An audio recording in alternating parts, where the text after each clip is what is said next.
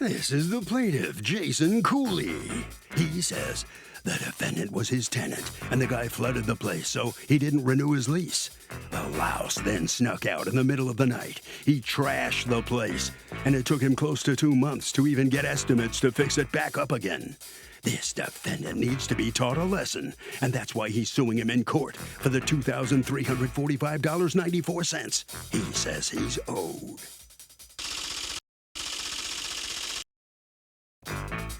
This is the defendant, Bradley Bowers. He says the plaintiff's making up a bogus set of damages. He already stole his security deposit and doesn't understand what the guy's beef is because he was a model tenant. Oh, him? No way. He's accused of pulling a disappearing act. The defendant has filed a countersuit for $541 for money he's still owed.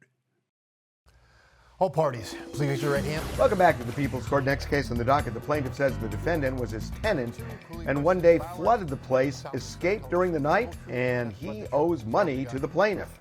But the defendant says the plaintiff is making all of these damages up, and he was in fact a model tenant. It's the case of Waterworld. Thank you, Douglas. You're welcome. All right, Mr. Cooley, you are suing your former tenant for $2,464.42 in damages that you say he left behind, and you are counterclaiming the remainder of your security deposit that you feel you have a right to get, Mr. Bowers. Let me start with you, Mr. Cooley. How long did Mr. Bowers live there? So he was a tenant of ours for 2 years. Okay, and then did you decide you didn't want him there anymore, or he decided he was moving on? So at the end of our lease, there were a few text messages that went back and forth, and he expressed that he may be purchasing a home, and then he said he would be open to continuing his lease. However, towards the end of the lease, he realized that he was ready to move on. Okay, so he moves on, and was it a surprise the way he left the place? The way he left the place, it was a surprise. For the last 20 years, we've had the landlord-tenant relationship with a lot of our people that have come and gone. And they always seem to leave the place in pristine condition. And this was the first one in my 20 years that I've been overseeing with my mom that we walked in and we were just surprised by what was it you saw? So for me, I didn't see anything. I live in California, and I was privy to only the photos 3 days after he moved out. All right. Mr. Bowers, can you tell me what I'm looking at on the wall there? I don't recall that, no. Okay. Did you take pictures when you left the place? I did, but it was months ago, and I don't currently have them again. Well, what'd you take the pictures for? Oh, because I expected to have the inspection right away. Right, but you didn't, so therefore you took pictures, right? And the purpose of the pictures is to document how you left the place, right? Yeah. Because you wanted a walkthrough and you weren't getting a walkthrough, right? So why get rid of those pictures? Technical ineptitude. Okay, that I can accept. That I am familiar with, that I have engaged in. I'm fine with that. But you understand that, of course, you would have preferred to have kept the pictures. All right, yeah, so. I would have preferred. All right, now, this is a picture of stuff he left behind. What is this a picture of, Mr. Cooley? So that's the outside deck, and that is access to the entrance and exit of one of our doors. And if you scroll to a few other photos, there were about 15 to 20 bags of garbage that had been sitting on the deck, and that's a wood deck. Okay, Mr. Bowers, how long was this garbage on the deck? So the deck damage was there for 1.5 years, just so we're clear. I had told the landlord, and the painters who had come to paint had told the landlord that the wood was rotten. How did you tell the landlord that? Did you tell them by email or text? Face to face. She lives downstairs. Never do that. Never do that. You want a record of your complaint so you don't get blamed for it later. You always text or email and then save it. Don't get rid of it. Save the text or email. That's you want everything to be on the up and up and, recorded and documented. Okay? All right. So, but the bags I'm looking at here, where did those bags come from? I did leave the stuff. I admitted to leaving the stuff. On the 27th, when I was trying to get them to do the walkthrough, I had already contacted a company to come do a trash removal, but then they refused to do the walkthrough. Who's they? To get back in touch with me. The landlord who lives downstairs, I tried to talk to her, and she ignored me. What do you mean by I she texted ignored him. you? What do you mean by She wouldn't answer the door. She wouldn't answer. How do you know she was in there? I could hear her breathing. I could hear her. She said hello, and then she just didn't say anything else. Okay. All right. So then out of frustration, then you left all this garbage? Well, I couldn't get my security deposit back, and so I was like, well, it's $180. Well, hold on. You're moving out. When you leave the garbage, you have no idea if you're getting your security deposit back, do you?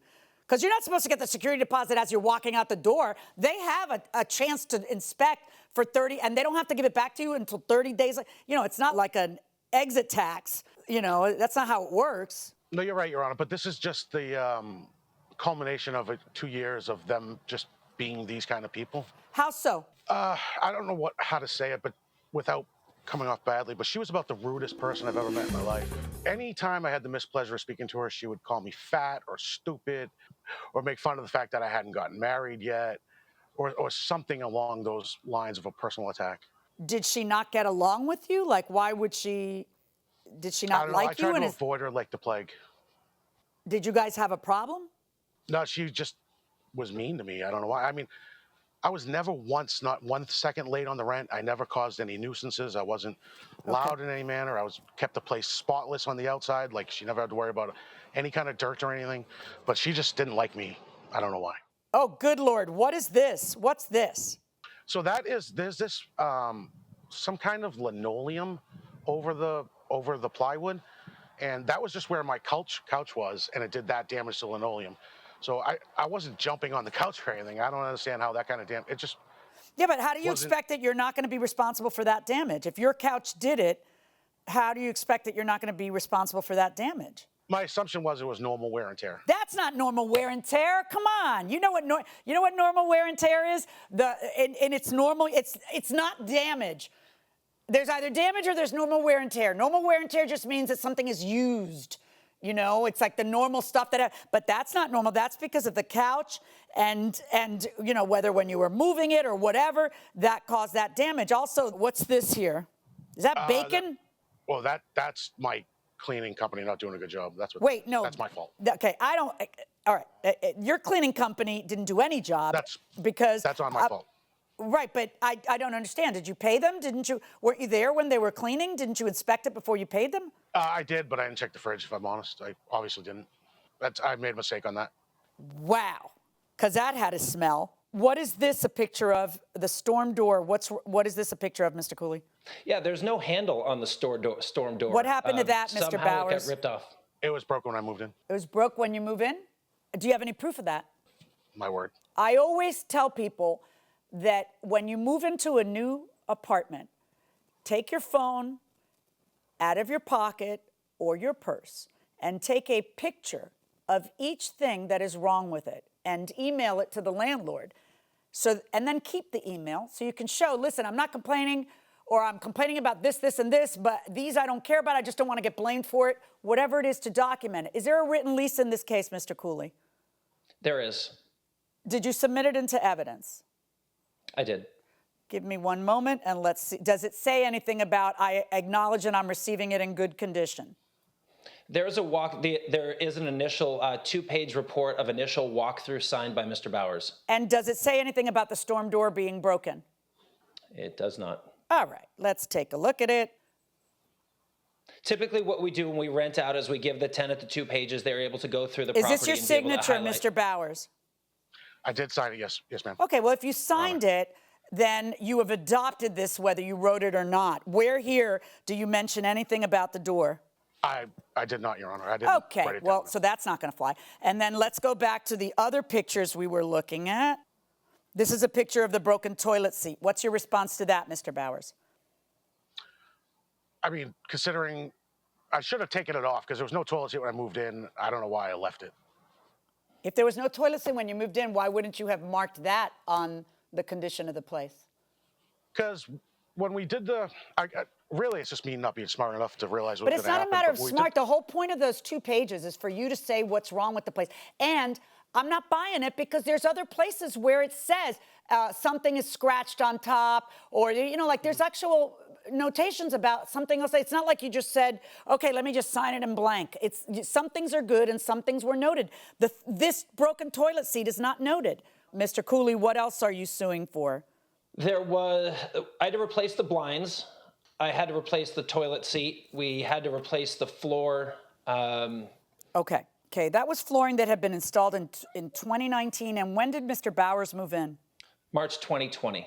Yeah, it had been installed 4 months before you moved in, and that's the condition you left in. I don't see how you think that it's not going to be on you, that it's ruined and has to be redone. Why would it be on them? All right. Well, Your Honor, if you put a paper towel on the floor and I stand on it and it rips, am I responsible for the paper towel? No, but you're going to have to prove to me that it was a paper towel and not vinyl flooring. I mean, I realize there's flooring and there's flooring, but that's a pretty bad damage, you know? It was literally just a couch. I wasn't tap dancing on the couch. All right, let me ask you a question, Mr. Cooley. When did you finally send word to Mr. Bowers that he was not going to get his security deposit back? On May 13th. And when did Mr. Bowers move out? He was supposed to move out March 31st, 2022. And when we had the final walkthrough and all the text messages back from Mr. Bowers, he said he was going to set it up. And Mr. Bowers never contacted us, and he still has our keys. We have to get the house rekeyed. Did you contact him and ask him if he moved out? No. No. All right. Did he tell you I'm moved out in a text? No. Okay. And when he moves out, why is it that much later that you finally send notice? Because the law requires you to do something in 30 days, right? Sure. Did you know that then, or you learned that after you had this problem? No, we know it's 30 days. The challenge for us was getting all the estimates and getting all the stuff hauled away. And finally, when the estimates started to come in, we realized it a little bit too late. Right. Because 30 days should be enough to get the estimates. That's what the law gives you. And then after that, what does that state, which is the state of New Hampshire, do? Have you looked at the law? Do you know, or I'll tell you? Your Honor, I don't. Okay. All right. So it punishes the landlord when the landlord doesn't send notice in the 30 days. And it says, well, now you got to return double the security deposit. But it does give the court, and every state is different. Some states say, and tough, that's it. Damn it, I don't care if there's damages, they don't get anything. New Hampshire's not one of those states. And then other states say, well, you can give damages, but they would get deducted from double the security deposit. Other states say, there's all kinds of different things. So when you're going to be a landlord, you really have to know the landlord-tenant statute will be, 5 pages in every state, 10 pages maybe. Print out the 10 pages and memorize them, get to know them, because there's little tricks and pitfalls that will end up nailing you as the landlord. Mr. Bowers, how much was your security deposit? $750.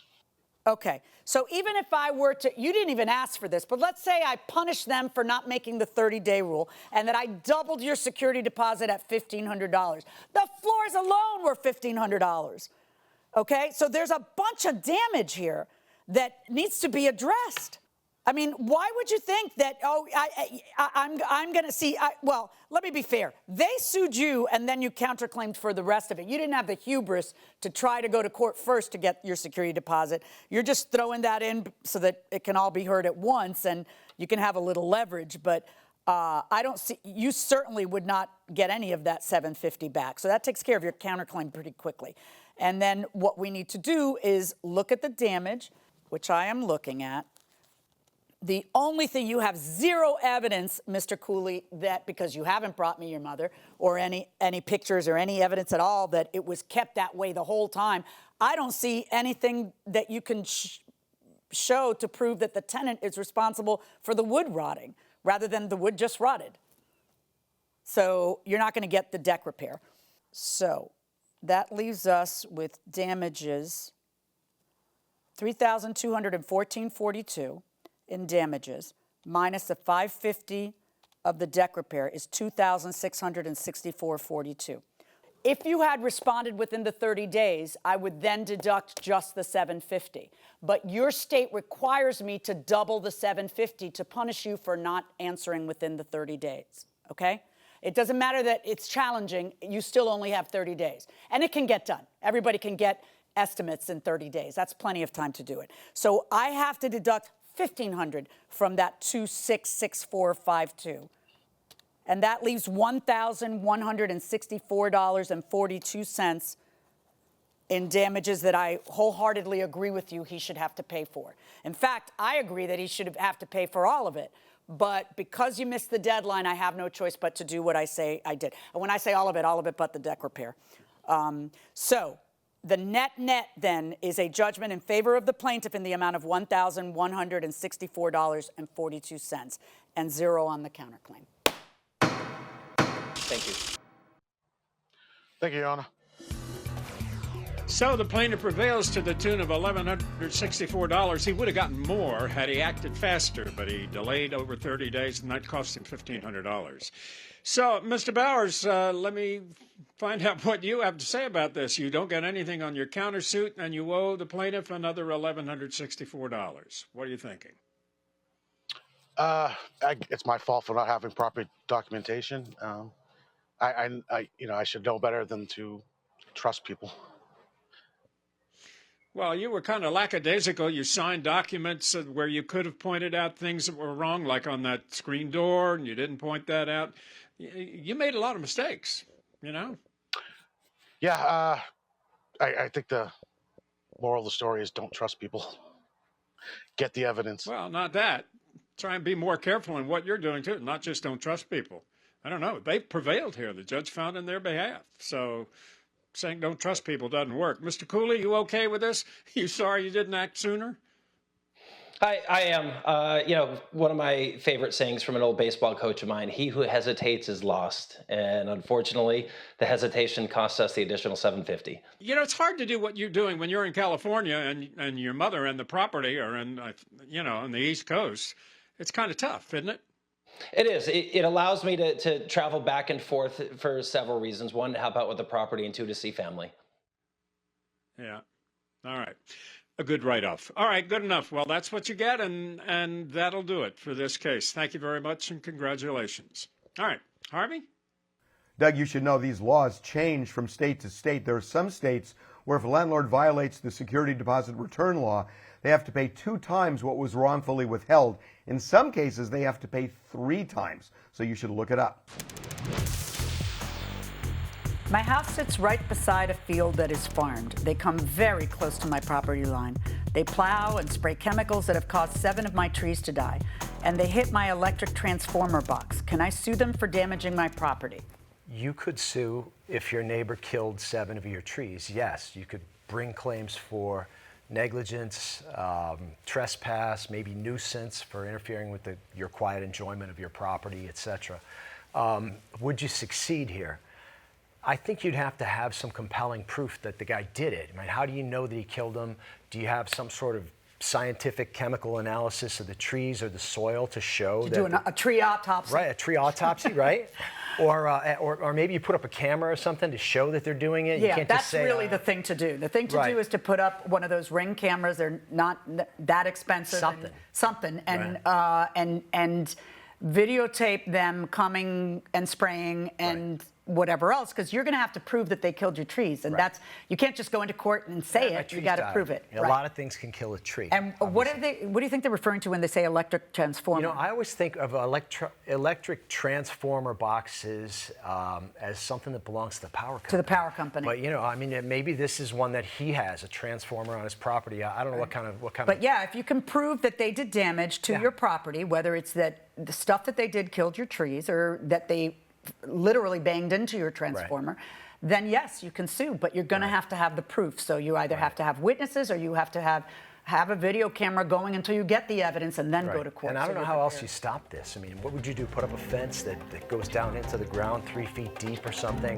That's an opaque fence that you can't get through. How would you ever stop it? The guy's just going to keep killing his trees. Right, but that's going to be, it is going to be something that's very hard to prove, and especially if 7 of the trees on your property have died. Where are they on your property? Right. Right.